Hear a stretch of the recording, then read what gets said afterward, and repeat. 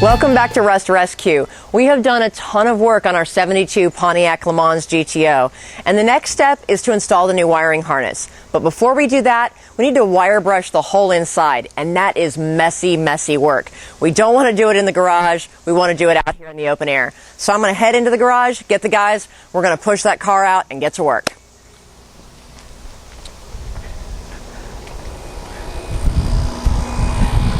All right, so we just have no pedal at all? No pedal at all. Goes right to the floor. Hey guys. I thought we were ready to roll her out. What's going on? We can roll her out. She just won't stop. Oh. One of the things we forgot to do was actually step on the brake with the engine running. So you're saying we have no brakes? Nope, not at all. The pedal hit the floor and... Doesn't come back up. Nope. It stays there. Nice. So but we just replaced all the brakes on this car. Yep. So we've got another problem that we have to figure out. There's a bigger problem. So, I mean, it's just normal. We just have to go through some diagnostics now, one step at a time. All right, well, let's get to it. All right. So when we push the brake pedal in, it goes in fine, but then it doesn't come back out. Typically on these old cars, that means we have a problem with either the master cylinder, the brake booster, or the return spring. So as a first step, we're going to pull the master cylinder, see what that looks like, see if it needs to be replaced. Okay, first thing we did is pull the master cylinder out of the car. Found it behind the master cylinder, there are a bunch of seals. That's what actually makes the master cylinder work. Good point of reference is if those seals have got fluid around them, your master cylinder is bad. Reason that is when you press the pedal in, it's supposed to compress the fluid. If the seal is bad, it'll actually leak past it and put fluid behind it into the brake booster. We found that this one had it, or actually this isn't the same one, it's the old one. So we got ourselves a new one. First thing you need to do when you get a new master cylinder is you need to bleed the brake fluid into it and get all the air bubbles out of the master cylinder. Air and air bubbles are the biggest enemy to brake systems. They have to be air-free. So the first thing you do is either go get yourself a master cylinder bleeder kit, or what I did is took a few old brake lines and I made a little concoction here that basically when you push the master cylinder in, it brings the fluid back up and back into the main chamber. So you put these in the chambers, take a blunt object like this, and then just slowly press this in until all the air bubbles are gone.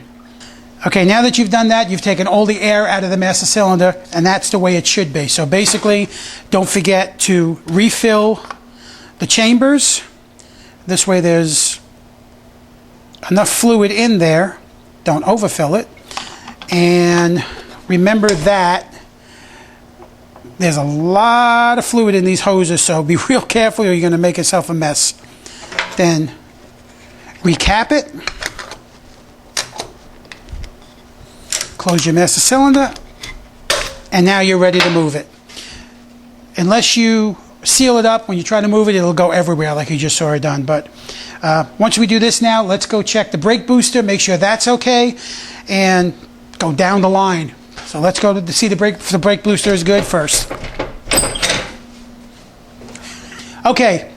We basically checked out the brake booster. As long as it's free and it's got vacuum to it, it's usually in good shape. If there's a hole in the diaphragm in the brake booster, you'll know about it. So we figured it wasn't the brake booster itself. It's probably the master cylinder wasn't springing back the right way. Let's install the new cylinder and let's give it a try and see what happens.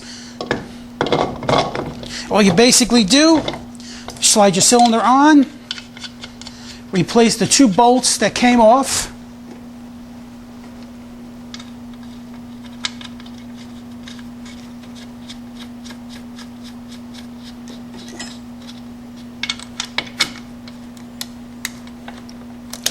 Tighten it up.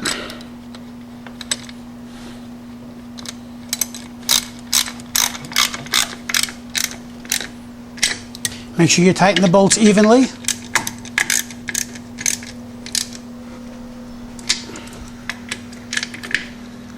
Alright, then what we're going to do is hook up the brake lines, but right now we want to check out a few other things before we hook those lines up. We'll come back to that in a little bit. Let's go see what Lance has got going.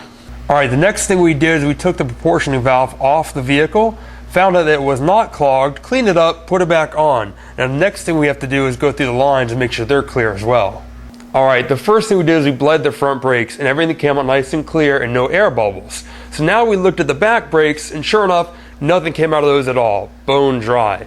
So we really got to look at the back because that's where our clog is. But while you're here, I'm going to show you the difference between the lines. See how big this one is compared to this line? That's your front line and this feeds your rear. It's bigger because it has to feed both sides. Alright, so the next thing we want to do is take some compressed air and shoot it through the lines themselves. That will help clear out a bunch of the gook that might be sitting in these lines. Get ready, Vince. Go ahead. Thanks, Lance. Welcome.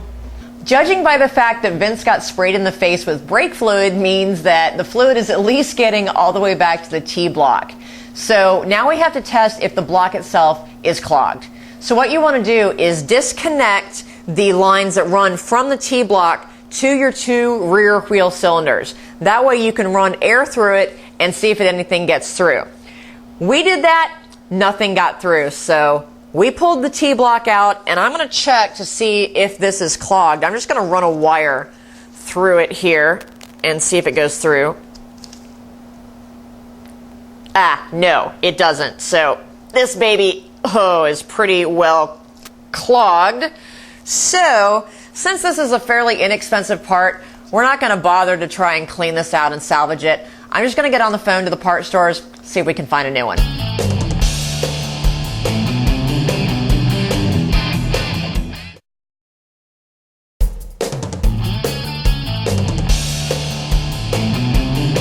Alright, so we've replaced basically everything in this car when it comes to brake systems. We've replaced the master cylinder, the booster, the wheel cylinders front and back, clear the lines, and it has brand new shoes. So it should be ready to go. Now the next thing we have to do is bleed the brakes because air in the brake system is just no good. It's the absolute enemy for brakes. So I'm going to let Vince and Leanne take care of the bleeding process. Okay, now that we've got all the new parts in the car, we've got to get all the air out of the brake lines. The easiest way to do that is to bleed the brakes. Okay, Leanne's going to go in the car and pump up the brake pedal. What that does is cause pressure in the system.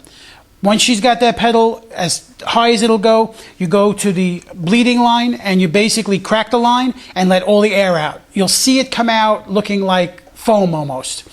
That's the air in the lines. You have to get a clear stream with no air bubbles, no nothing in it. Again, you just keep doing this until you clear the lines. Always remember, after 4 or 5 times, refill your master cylinder, because if you don't, you'll run out of fluid and you'll be pumping air back in the lines. These are all 4-wheel drum brakes. This procedure is just as easy to do on disc brakes. There's no difference. All right, Leanne, pump them up.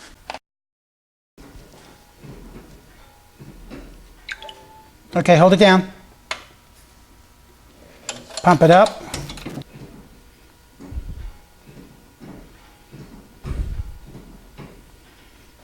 Hold it down. All right, pump it up. Let's get one good stream on this. Ready? Hold it down. All right. Okay, now that we have brakes, for real this time, we're going to go ahead and move this baby out so that we can wire brush and get her primed. Okay, straighten the wheel.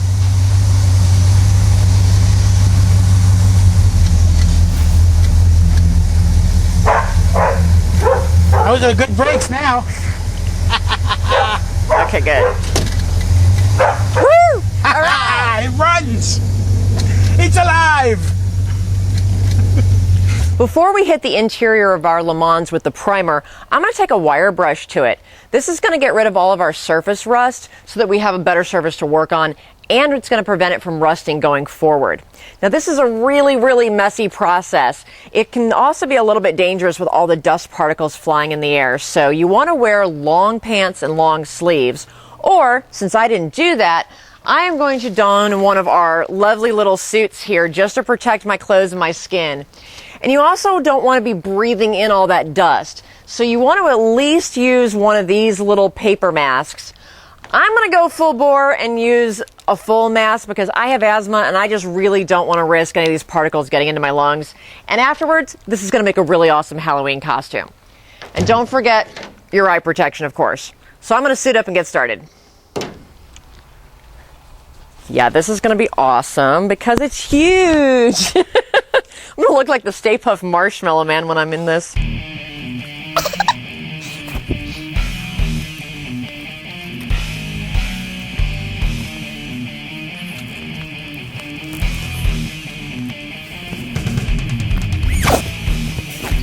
I look like the Stay Puft Marshmallow Man. Wow. Yeah, I could get a whole other person in this suit. It's like a maternity suit.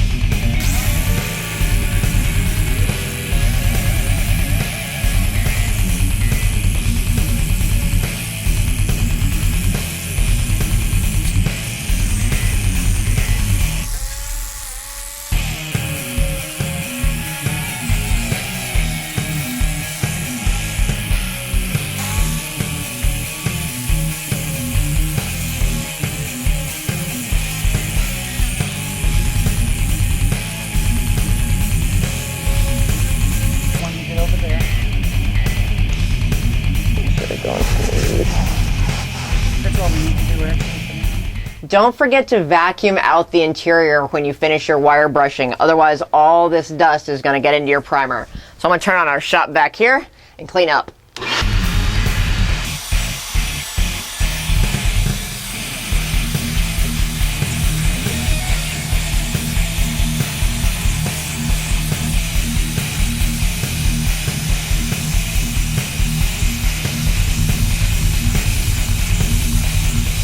Now that we have vacuumed out the car, we're ready to shoot it with some primer. Now we're going to use a rust inhibiting primer because all this rust, if you just leave it underneath paint, it'll eat right through and just continue to rust. But this stuff will stop the rusting process, and we're going to have a great car going forward. I'm going to put my mask on because this is going to get messy too.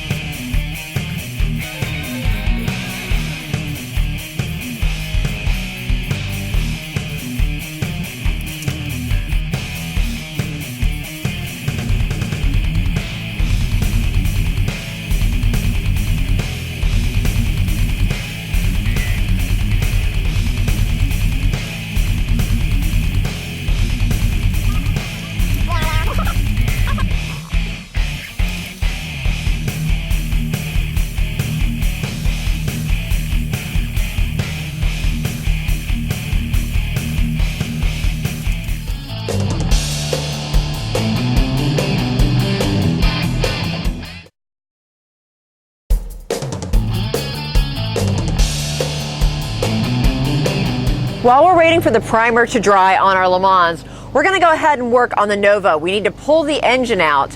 Because the Nova is sitting on an angle, you never want to pull the engine out of a car while it's on an angle. So we're going to pull it up into the driveway, work on a flat surface. We don't really want to hurt our back, so I think we're going to use the lawn tractor to tow it into place.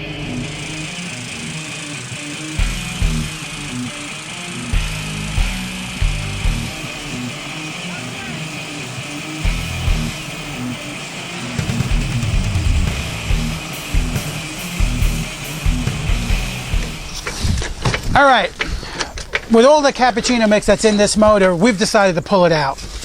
Reason being, you've got all kinds of oil ports where the oil has to go through.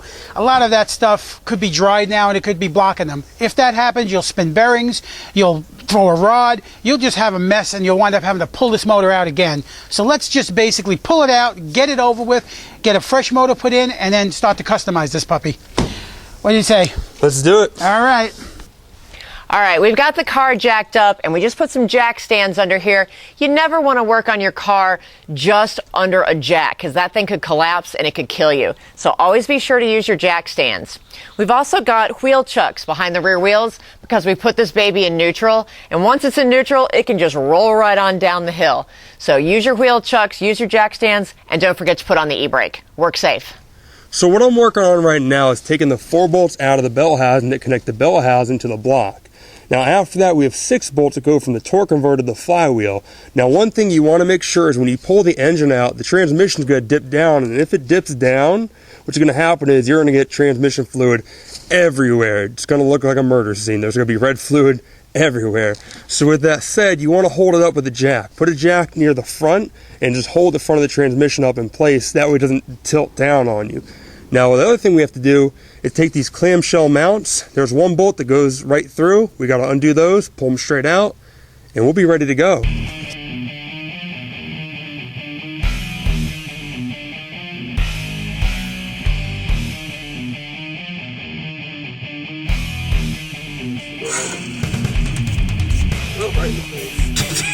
It's splattered. I'm ready for it. Okay, when you remember we talked about on the GTO, always bag all your parts, all your screws. This way when you go to put this back together, you'll be able to find everything pretty easy. We've only got 3 bolts holding the flywheel in. I am so glad we decided to do this because there's at least 1 to 4 missing.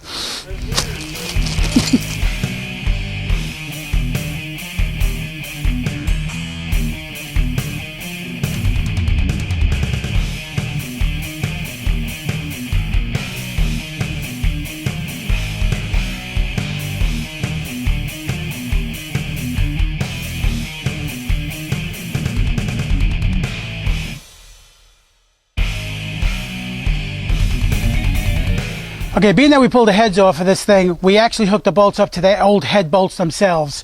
If the heads are still on, I suggest hooking them up to the exhaust bolts. Really, any strong bolt will work. Just make sure everything's unhooked before you try to yank it out, because you will shear the bolt off. You all ready? Let's do it. Let's give it a shot.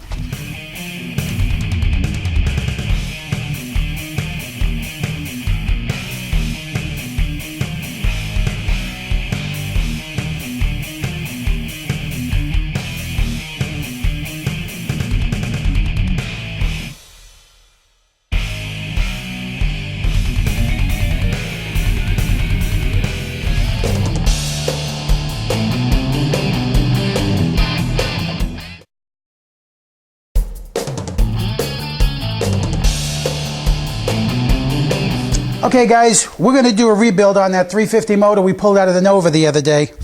We're going to be changing all of the bearings, we're going to be changing oil pump, fuel pump, water pump, resealing the motor, all new freeze-out plugs. I may actually have this motor sent out to our local machine shop, have them clean it up, check for where the head was leaking, make sure that there's no cracks in the block. We're going to do timing chain, all that kind of stuff. Just generally refresh this motor, make it a brand new one before we put it back in. All right, let's get started. Okay, first thing we're going to do is pull the oil pump out of this. Looking at the screen, the oil pump looks pretty good, but we're going to change it anyway, just to make sure that there's no problems.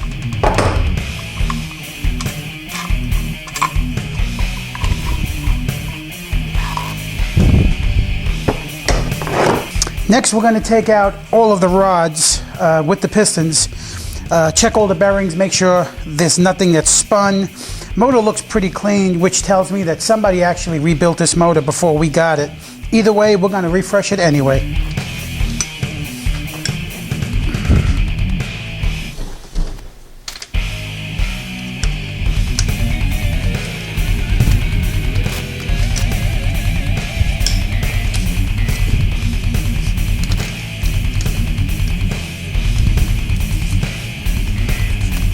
What you're going to want to do is put the balance pulley bolt back into the crankshaft. This way you can spin this motor a little bit and get to all the bolts pretty simply.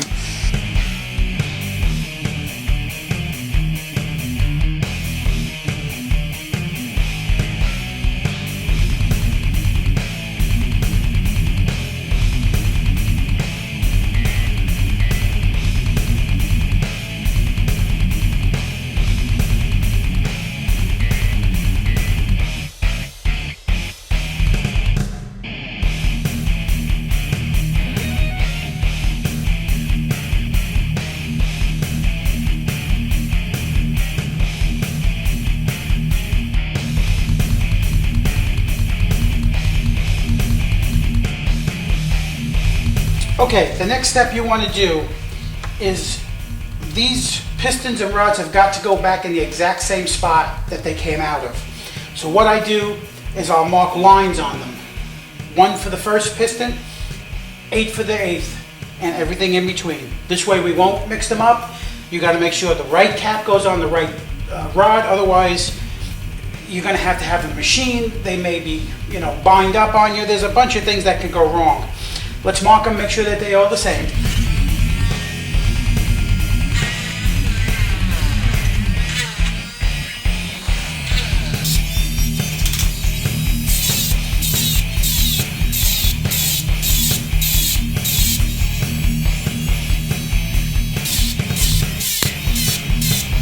Okay guys, next thing you're going to want to do is to take out the pistons. Remember to take them out one at a time, replacing the caps on each one of them. Remember not to mix the caps up, because if you mix the caps up, sometimes the motor will actually seize when you torque it back down. So remember, replace each cap with each rod as you take them out one at a time, and make sure that all the cylinders are marked.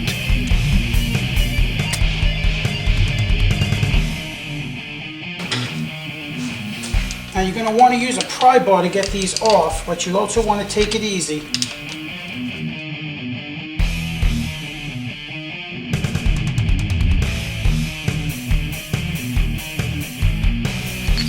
Okay, looking at the bearings, we did a good thing by taking this motor apart. All your bearings are scored on this thing, and there's a bit of an odor of burnt oil. We're going to clean this whole thing up. Go over to our buddies over at CarQuest in Mooresville, get all new parts for this car, and basically rebuild this motor. We'll show you guys how to do that. It's a little more complicated than tearing it down, but a lot more fun. In the meantime, you guys go to Rust Rescue on Facebook, go to our Rust Rescue webpage, and we'll see you guys next time.